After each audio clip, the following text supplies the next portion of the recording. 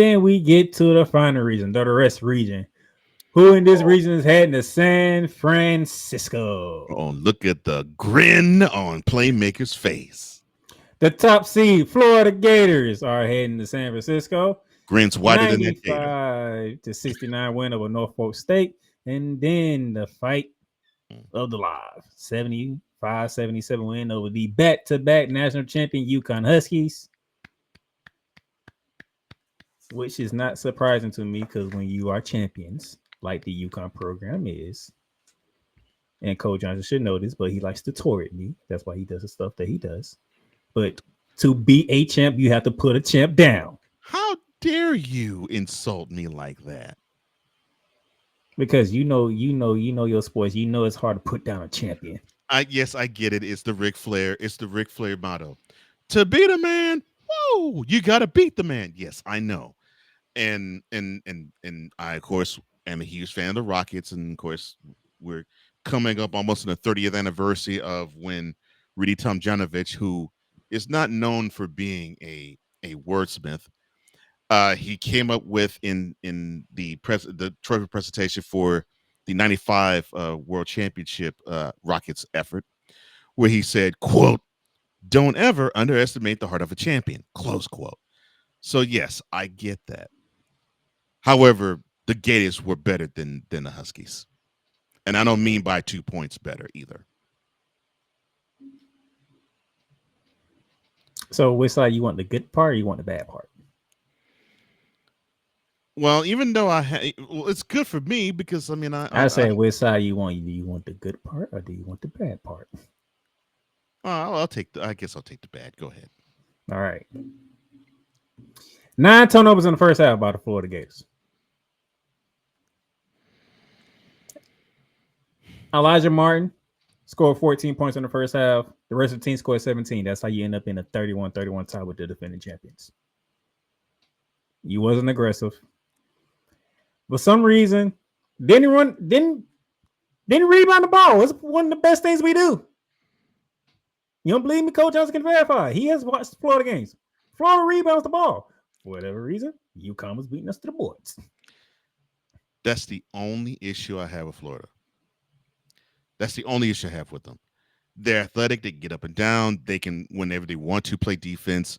Whenever and at will, they can rebound. But for some reason, you have these games where they have these lapses, and it's like, what the heck? You're better than this. What is wrong? Take for instance the L that your Gators took in Athens. It's, you're saying to yourself, look, we handled Auburn, we handled Alabama, we handled Tennessee. Heck, we gave them a 30-point butt whooping. But when you tell me we barely can just simply give forth a paltry effort, that's the only issue I have with the Gators. Other than that, I really like this team a lot. So, all right. Second half comes about. UConn's taking control. Still, they get into all the rebounds. They get into the loose balls. It's going UConn way. Yeah, effort. Will Richard. I post this in the Gator group too, so anybody else in the Gator group can verify. I gave Will Richard my unsung hero. Some people gave Elijah Martin for what he did in the first half. I'm not going to argue with that one. But Will Richard stepped up on the defensive end. And when he stepped up on the defensive end, that's when Florida decided to say, okay, now it's time to get it in gear. And he got it in gear defensively. And then Walter Clayton Jr.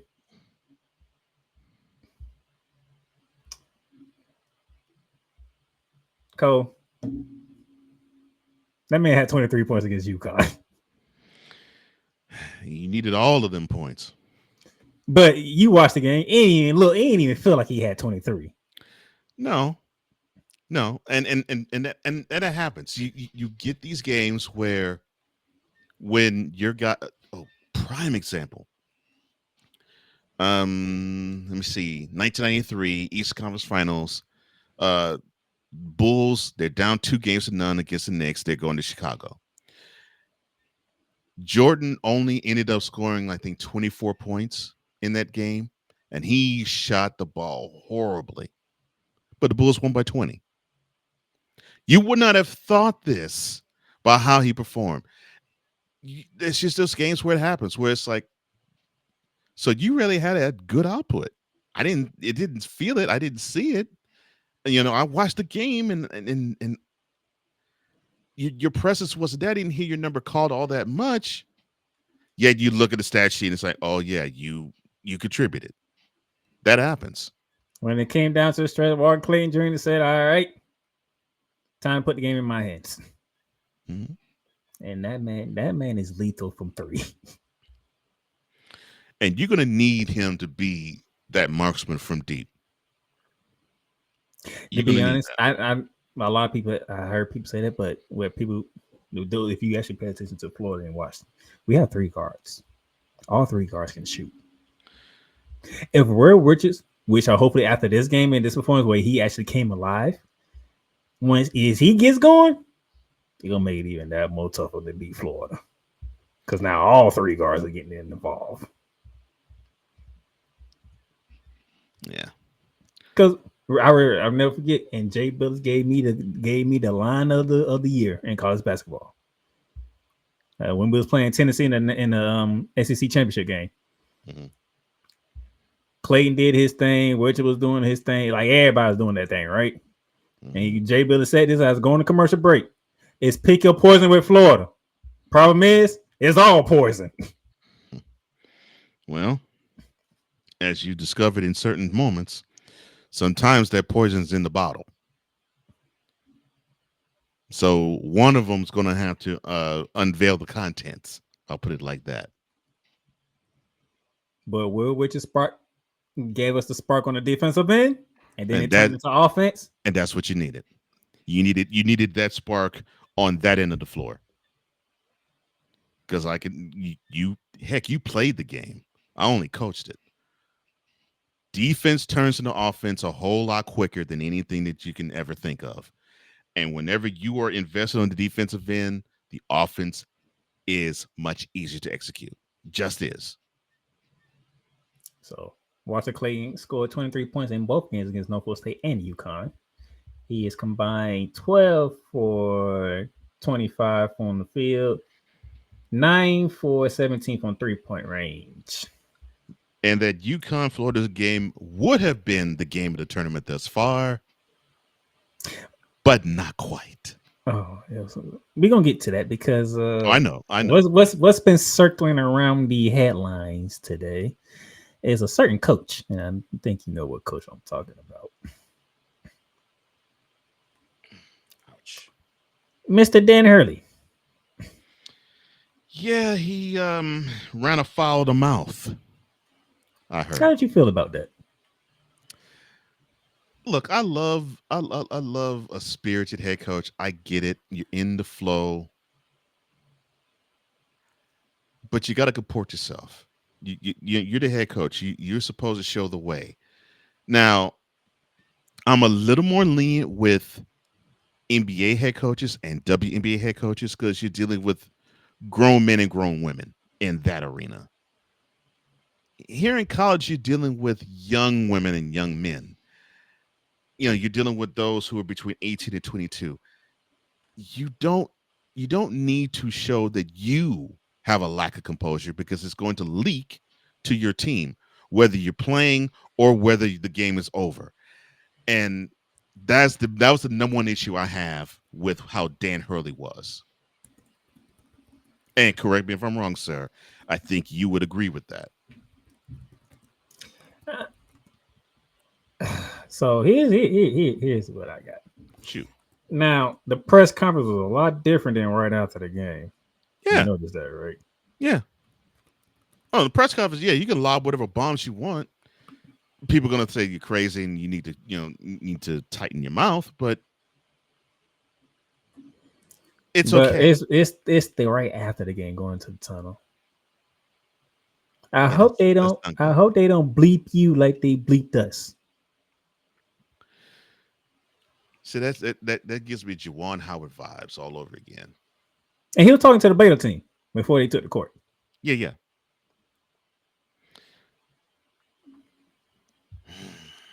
Look, Dan I Hurley, get. Look, Dan I Hurley. Was it a Russ fault that your team failed to get three rebounds off of missed free throws by Florida, who missed 12 by the way? Well, I was going to say, look, I get that referees can be faulty, and I get that college referees get a bad rap. I get that, but we both have played athletics. Mine was more football than basketball. Yours is basketball. I know your coaches said this to you. I don't even have to be in a huddle because I know the coaches said this to me. Bump the refs, bump the zebras. Hey, The game is I in went to the your school. control. Win or lose, it is in your hands how the game goes. I went to a high school that's known for getting fouled. It was known to get screwed up calls. Hmm. And when I left, for those who are watching from Jacksonville, I went to Reebok. I started my high school at Reebok. Who for you can't get no calls at Reebok. Hmm.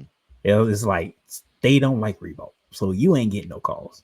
And yet Reebok, it was one of them programs, high school programs, where in basketball you still can't beat them. That's Right. Reebok. Right. I transferred to Stanton, Hmm. and I remember I'm on the team, but I can't play. Right? Hmm. We playing our rivals. We're in their backyard, Hmm. and my teammates they mad, they angry. Every call's going our rivals' way. Every single one. I Hmm. looked at them. I said, "Look, do not worry about the rest. Yeah. Take the rest out the game. Play our game, and I guarantee you, we will win this game." Hmm. Don't focus on the We refs. Focus on what you got to we do. we Yeah. took a I think it was a 13-point halftime deficit and won by 5 in Hmm. our own rivals building. Yeah. And it's all a matter of not focusing on the refs and and seeing what Hurley did in the tunnel to Baylor and saying that I hope the refs don't screw you like they screwed us. It's a reflection of the line that was said in the Remember the Titans and saying that attitude reflects leadership. So if the head coach is going to give off that air of, well, it's the refs' fault we didn't advance. It's the refs' fault we lost with 2 points. It's the refs' fault we didn't get that extra bucket or two buckets that we needed to beat this team that would have been an upset and kick out one of the number one seeds in this tournament. If that is how the head coach is saying or feeling this, how do you think his charges is going to feel? No accountability. It's going to be like, oh yeah, we got jobbed by the refs. No, you And by had the the game way, in your hands and you blew it. I'm sorry, that's just how it is. and that Alex Carabin drive to the base, that's Alex's fault. Ain't nobody tell him to go under the rim and try to do a reverse. And then the ref was like, "I'm not bailing you out for that." You instead of him going straight up into Condon's chest to probably get an and one, he went under the rim and Condon just stood there. Was like, okay, you made it easier for me, but he want to foul. No, Alex Condon, you did your thing. You stood your ground, and Fairbairn decided to go under the rim for whatever reason. I'm like, he choked. I don't know why he did that. That was stupid. And Alex, he took ownership of it because he knew he shouldn't have went under the rim. He should have just went. He should have went straight up. But yeah, I mean that. But yeah, you as I'm a manager. As a leader, you have to take the tact of you must not let the people who you're in charge of see you literally sweat, and you have to show if there's anything that is against your team, you got to show you're better than this, you're bigger than this, you're above this. Let's show why we are bigger than this. Let's show why we are above this. And you got to give that confidence to your team so that they actually can play above whatever issues might happen, whether it is a bad call, whether it is horrible fans just throwing chants in your direction. Whatever it is, you got to be that person that gives your team that hope of we're bigger than this moment. Let's show it. And Hurley, who has gotten a whole lot of platitudes about being the head coach, considering that he has led the Yukon Huskies to back national championships. Now we have to criticize you because that's not how you're supposed to be with your charges. That's not how you're supposed to be with your players. You got to be better than that. A much better press conference from Darren Hurley, by the way. But I get it. You love your team. You did what you need to do for your team and all that. But Hmm. Florida was just better. And in this case, that's exactly what it was. I mean, and you can't even say anything other than doggone it, we fell 2 points short. The better team beat us because they had that game. UConn had that game. They should have finished. They should have finished the Gators off. They did not. And guess what? The Gators came up If big. if UConn finish off the Gators, and everybody's like, "Oh hell, he actually might get And this go for 3-peat." another one. It'd be his third in a row. It's like, man, this juggernaut this juggernaut in stores can't be stopped. Yeah, that would be the talk. That would be the talk that would dominate the tournament. I mean, what Houston's doing and Duke is doing and Auburn and Alabama and Tennessee and Kentucky and Michigan State, all that would be wiped off the table. Oh Lord, Dan Hurley's got his team going hard again. They actually might win the national championship for a third consecutive year. But no, we're talking about you having sour grapes because you thought you got hosed by the zebras. And no, you didn't get hosed by the zebras. You got hosed by effort lacking when you needed it. Point blank. Three opposite rebounds by the Florida Gators off missed free throws. Sorry, that it's just that it's just that plain and simple. Lack of effort, lack of EFFORT, lack of effort on your team, not the refs. The lack of effort on yours. By the way, we're going back right to Elijah Martin because two of those was Elijah Martin's doing. So yeah, no, Now yeah. this is Hurley's got to again, be better. Hurley got to be better. it really needs to be better, and then the rest of the world, we live in a very cool world Hmm. because there's a lot of people that is frustrated that Dan Hurley is out now. I'm only happy because I didn't pick him into my bracket. Outside of that, I don't really care. Like people are so cool. Hmm. Jeez. But see, but that's the thing. And sports reflect society so well. We cry about teams that win because we want so badly for whoever is dominating to be wiped off the map, wiped off the face of the earth, unless it's your team. Like for instance, if this is playmaker, and playmaker is not really like this, but if it's like him, and his team did have this happen 20 years ago, where they went back to back and won national championships. He would gripe if it was Duke or Carolina who was winning back to back. Like why they have to be winning back to back? Man, somebody got to knock them off. But his team, Florida, well, they won back to back. No, I want them to win. I want to go on a streak of 4 or 5 in a row, like UCLA back in the day. That's how most sports fans are. That is not how Playmaker is, but that's how most sports fans are. And I'm not that way either. I'm like, look, as long as my team can actually get to the dance and win, cool. I'm rooting for it, but I'm objective enough to know that can't happen every single year. Yeah, you was with me last year, and we was like, "Is anybody stopping UConn?" Bill was like, "No, No, no, no." Mm-mm. and we were We just it's just a UConn invitation. What other three gonna join them? and many of us are with you. Like no one's touching them this year. And Two sure years ago, enough, yeah, they two destroyed the entire tournament yeah, again. yeah. I would say 2 years ago, it was can they? And of course, they beat everybody but double digits that year. I was like, can they? Can they? Almost all the way to about maybe the final four. And after then, it was like no one's touching UConn. And then when we saw that run again last year, that talk started right when the tournament began. Yeah, no one's unseating UConn. No one.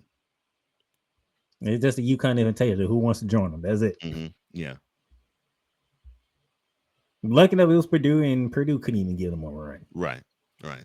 And they And had Zach Edey. I was gonna say they had a key ingredient that could have probably slowed them down, and didn't happen. And they still couldn't slow them down. But Yeah. hey, sometimes you got people like Dan Hurley out there. Hmm. They too involved at the Hmm. moment. Yeah, I think that's the thing. I think he needed to take a breath, calm himself down. Not saying that those thoughts shouldn't run in your mind, but you shouldn't say it out loud.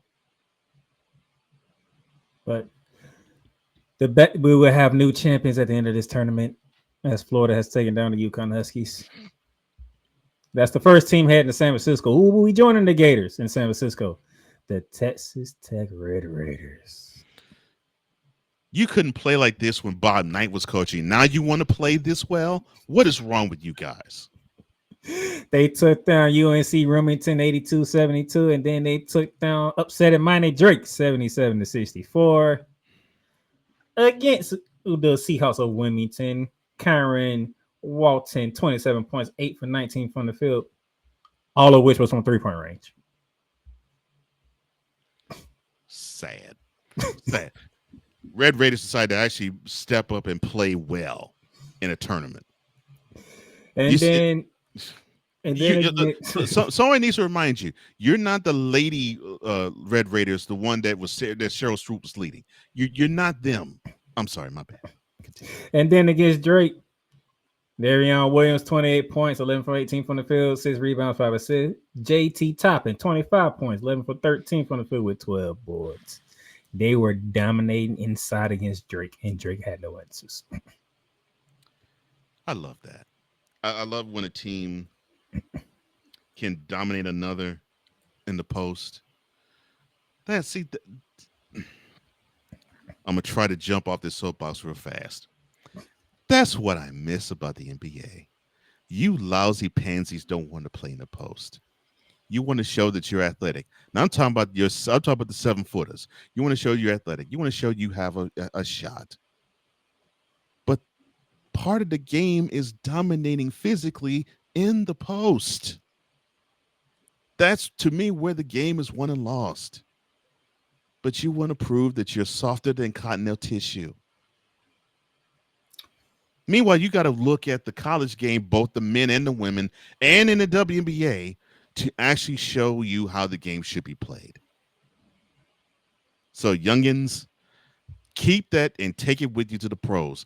Don't allow those old fogies to tell you, no, the game's wide open, dude. Game's wide open, dog. No, dominate in that post because we need more of that. Got any more pettiness in you before I move on from the Drake loss? Yeah, doggone it, you played worse with Bob Knight coaching you. How could you do this? I don't understand this. You're supposed to win one game, lose it in round 32, and then go back to Lubbock. You want them to lose to Drake? Look, that is how moribund the Red Raider program has been. They have years where they show you promise, and then they have these inexplicable losses, like against a team in Drake, and then they'll just bow out and leave. You do realize they not that long ago they was in the national championship game. Yes, I realize this. Jeez, what's up with you and Texas teams, man? And I don't even hate Texas Tech. It's just those look like it to me. Well, look. I mean, look. I do think it's Texas, and then maybe Houston to a smaller degree, and then there's the rest of Texas teams. Yes, I'll admit that. But this little pettiness is just about maybe I'll say it's 20% bracket. Okay. What's the 80% there? You said 20% bracket. What's 20% bracket? 80%. They're in Texas, and University of Texas the better team. But I digress. I'm gonna keep that to myself. I'm gonna keep that to myself. I know. Look, no, I'll say it for you. Well, Cole, you can't say that this year. Texas Tech is in the Sweet 16. Where is University of Texas? Getting a new coach. I know. I know. Yes, they're getting a new coach, and hopefully they can fix the fact that they basically are bubbling. I get that. I ain't want to go though. I know. I'd go there for you because I know that's where you're going. I know I that's what you're was too. thinking.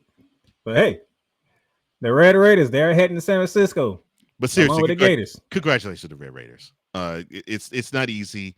They battled hard all throughout this year in the Big 12, and their their fight is rewarding them now. So congratulations to you guys on the And serious tip. who would be the third team to head to San Francisco? Well, it's the team that Coach Johnson kind of foreshadowed earlier. The Maryland Terrapins. Yeah. Baltimore, stand up. Mm. College Park, stand up. Well, DC, stand up. So I don't know about Baltimore. They're a little more near DC, but okay.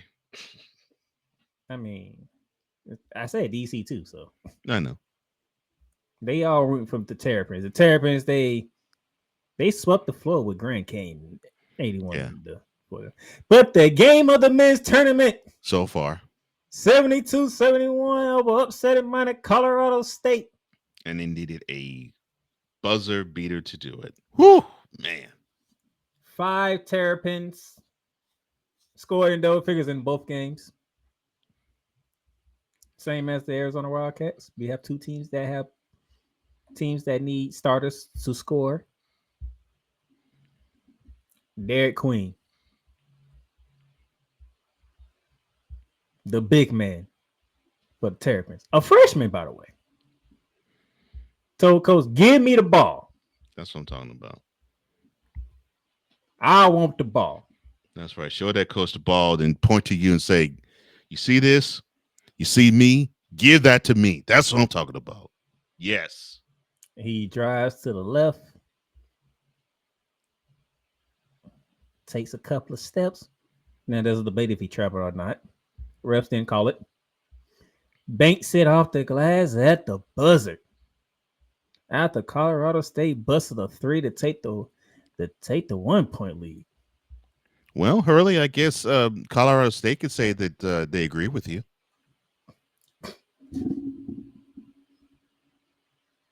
Yeah, that you just couldn't help yourself, could you? You just couldn't help yourself, could you? No, that joke wrote itself. Was it a travel? That's the question. Gene Steratore was in the studio. He said, not a travel. Even though he said a lot of other words that I was like, you trying to make it sound too technically sound? That equated to no. Yeah. You heard he said, I'm like, that's a lot of technicality in this explanation here, you know. But I get it. It's Gene's territory. That's why we love him. Mm-hmm. But did you think it was a travel? No. I mean, unfortunately, in today's game, you almost can see players literally take 5 steps and the whistle won't be blown. Trey Young. So thank you. Exactly. I ain't even say that out loud. Yeah, I know you being the Magic fan that you are. I know you had to say that and clown one of your rivals. I get that. I didn't try to say that out loud, but I'm glad it was clear as day though. Come on. When they showed that joke on sports, and I was like, they didn't. Steve Kerr, I'm with you on that one, sir. I am with you 100% on that one. I'm pretty sure Coach Johnson is too, but geez, that was just blatant. That was just a blatant no call. Mm-hmm. I don't think it was on that level. So no, I don't think it was a travel. And they actually, and you know how Sports Center is. They'll let you know. Mm-hmm. They even did the number dots on the court. 1, 2, 3. We up to 6. He took 6 steps. And nobody called travel. And he was at half court. Oh my! It wasn't like Dan Crean when he was going to the hole. Trey was at half court doing all this. Hey, I'm sorry, I had my moment right there. That's fine. I love that. Jeez, I love that. And this is what we be talking about with officiating, and the college level and the NBA level. Yeah, college level says Nah, y'all going to decide this one. Y'all going to decide this. Yeah. If it goes in, they win. If it don't, hey. Yeah. Swallow the whistle, which is what they did. Good job. NBA, bruh. If it's blatant, then yes, but That man literally took 6 steps at half court. 6 steps at half court. And y'all swallow the whistle? Oh my goodness. I know Steve Kerr wanted to go off. I would probably be willing to go off too. See, that's probably what we needed Dan Hurley at right there. Mm-hmm. That'd have been appropriate. Yeah. I don't even care if he would have got I don't care if he got teed up too. Like, the man took 6 steps. You just gonna sit down and watch him? The man traveled from Atlanta to goddamn to Augusta.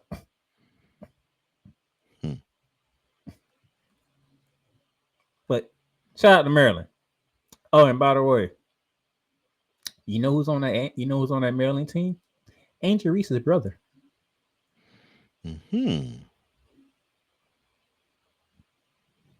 So if y'all thought y'all gonna be done with the Reese family because Angel's in the WBA, not so quite. But Maryland's the third team that's gonna be making a trip. Now a very long trip to San Francisco, by the way.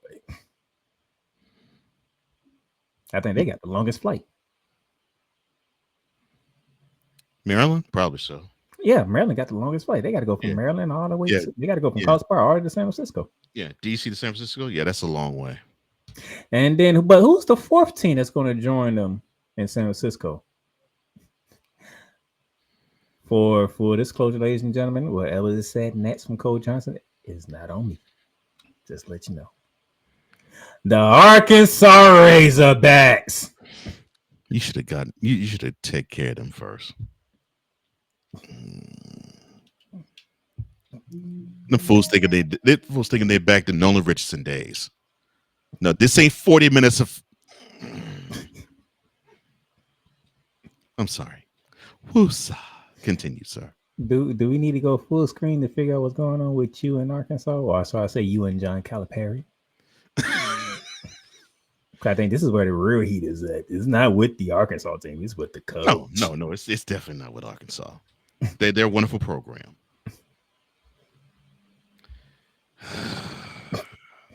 All right. So Arkansas, they took down the 7 seed Kansas Jayhawks and they Bill Self John Calipari match up 79-72.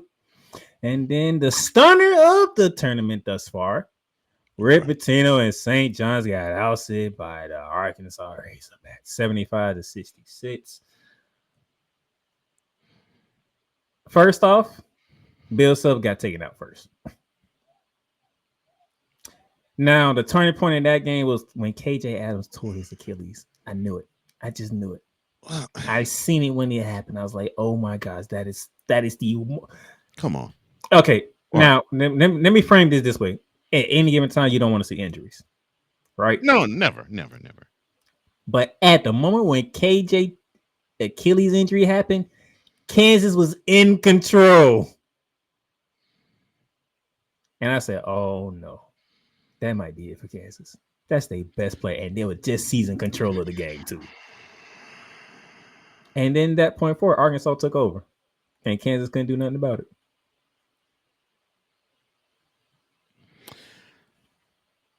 I'm pissed that Kansas was 7th seeded. We saw how horrible this team was throughout the year, yet you put them in a position where they were the 7th seed.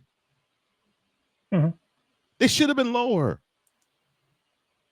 I mean, and I'm not saying this because I have any bias toward Kansas, because I really don't. I mean, you was talking about a committee who put North Carolina in the tournament, right? But at least they, yeah, I agree. In Texas, you was trying to find a way to defend him. Like, he doesn't know where to defend that. There's nothing you can do to defend that. Yeah, North Carolina shouldn't have been in the tournament. Texas should not have been in the tournament either. Yes, you heard me. University of Texas, hook 'em horns. You didn't belong in the tournament this year. Kansas did not deserve to be seventh ranked. They deserved to be lower, and they got that ranking because of look at the color they represent most, blue. They're blue blood, and they did not deserve this because they were a 21-12 team before they played Arkansas. I'm like, come on, they did not deserve to be ranked that high, but they deserved to get the bump woman they did. They didn't deserve the injury that homie that suffered though, but they deserved this bump woman they took to the Razorbacks. They deserved it, but they should have been ranked ninth or where the Razorbacks were ranked 10th. Yeah, Seven. Come on, committee. You gotta do better than this. that's probably Bill Self, one of the Bill Self worst in coaching jobs since he's been at Kansas. One of the worst, if not the worst, since he's been there. I agree. And then when you say that, this is one of the best John Calipari coaching jobs he has done because knocking out the 2C St. John's, the Johnnies. So why did you? So Rick, why didn't you play your guy? Why didn't you play your guy? Oh, RJ Lewis, who was like 1 for Bricking, 13 from the bricking, field. bricking everything thrown. Here's the thing. I get it. Your best player, you want to give him every opportunity. But I don't know if you saw it, Cole, but I can see it in his face. He Didn't was have it. disinterested. Didn't have it. It's like he was like all them bricks tore him apart. Mm-hmm. And like he was dejected. Driving to the hole, bastards ain't going in. Missing layups, missing jumpers. I'm like, and then I get it. Rick Pitino shouldn't have came at the reporter the way that he did. He shouldn't have. Correct. That's the issue But I have. that's a picture that a lot of people have. He But played that's the best player. he I'm played like, 30 minutes. What do you expect? I get what you're asking, but you already know the answer here. Well, unfortunately, we are supposed to lead you into giving answers like this so that you do not have this me against the world attitude that you've been wanting to put forth on this team ever since you took over for St. John's. Oh, you did the same thing in Louisville. Oh, you did the same thing in Kentucky. Oh, you did the same thing in Providence, too. Give me a break, Patino. Jeez. but looking at RJ Lewis' face, he was dejected. I mean, all you had to Before say, he got taken out, he was dejected. all you had to say was, "Look, our best player didn't have it, and unfortunately, I had to find a spark somewhere else." That's all you had to do, man. Because 1 for 13 for 30 minutes, that's exactly what it was. He just didn't have it. It just wasn't his night, and Did you that's see? unfortunate. Did you see him being dejected? Because I saw the dejected look on his face. Yeah. It's like It, he just didn't have it. It just he couldn't find no answers whatsoever. and the longer he was on the court, the worse it got for him. I get that. That's all the question was meant for you to do, Patino, was just to lay out. Look, my best player didn't have it. He was getting more and more dejected. He was getting more and more sullen after every miss. And look, we were behind. And so I had to find a spark somewhere, and unfortunately, the spark didn't happen. But man, that's the big shock of the tournament. But Arkansas to but the Sweet 16. but John Calipari, how dare you put forth your best coaching performance since I'm not even going to say since you won the national championship in Kentucky. No, Oh, I already know it's who you. since you were in UMass. You went you, man. I thought you were gonna say Memphis. Okay. Mm, okay, all right. But before I continue, I have this issue with Mr. Calipari. Wherever Oh, he I know you. goes, yeah, wherever he goes, the program goes into probation. That happened with UMass. That happened with Memphis. It somewhat happened when he was in Kentucky. Unfortunately, it's going to happen again. It's going to happen for Arkansas. I don't know what he does, but he just seems to be this black cat that roams around on college campuses.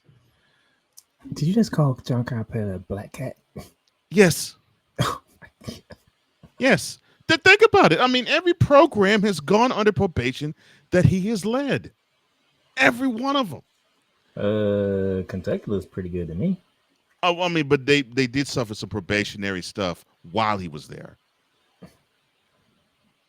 But I mean, but Kentucky, the issue with him was that he would get these wonderful one and done players but he wouldn't even get into the Sweet 16 after he actually won the national championship with him. That was the issue with him in Kentucky. Now, there really was an issue in Memphis in terms of how he coached because no one expected Memphis to actually sniff a national championship opportunity, let alone play in the national championship game, let alone actually have a shot to win it. Yet, he did, Free throws. but they couldn't come through. But this is Calipari's best coaching effort since UMass. And the reason why I don't say University of Memphis either is because that team was pretty talented too, just like Kentucky. But Fair enough. But hey, like you but said, nobody expected Memphis to be what they was though.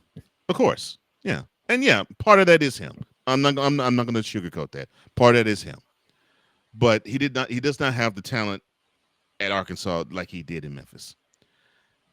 So And yeah, the crazy thing is they started 0-5 in SEC play. hmm yeah. So kudos to you. You got your team. You got your team ready. Your team is now running. And yes, my pettiness comes from the fact that you messed up my bracket because I had the Brat Patino going forward instead of the Brat Calipari going forward. I picked the wrong Italian brat. I'm sorry. You full of insults today, sir. That bracket means that much. Goddamn. If you messed up his bracket, you catching a stray. Just know that. And I his mean, bracket is not even that bad. no, the bracket isn't bad, but I mean, come on. How in the world people were people were starting to shower St. John's with praise, like Chris Mullen was on the team, like Lou Carter second was still coaching them. Because that's what I was thinking at first. I was like, "What did people did someone dig up Luke Carter second and from the grave and put him on the bench? Um, Why are we talking about St. John's? because they ran through the Big East I and get that. They ran for the Big but East, including but UConn. I get that. they couldn't do one thing fundamentally sound, which is like the most basic thing to do in the game of basketball. Yeah, put it in the hole in the charity stripe. I mean that happens. Anywhere on the freaking floor, Well, that's true, but I mean, yeah. they couldn't make buckets. Well, I guess old Ricky has to teach them something in the off season and going toward uh going toward the 2026 season. So your four combatants heading to San Francisco: the Florida Gators, the Maryland Terrapins, the Texas Tech Red Raiders, and the Arkansas Razorbacks. Ooh, and support that's gonna that region's wide open. That's great. I like that. Yeah, there'll be no home court advantages in this one. Yeah, nobody has a home court advantage in this one.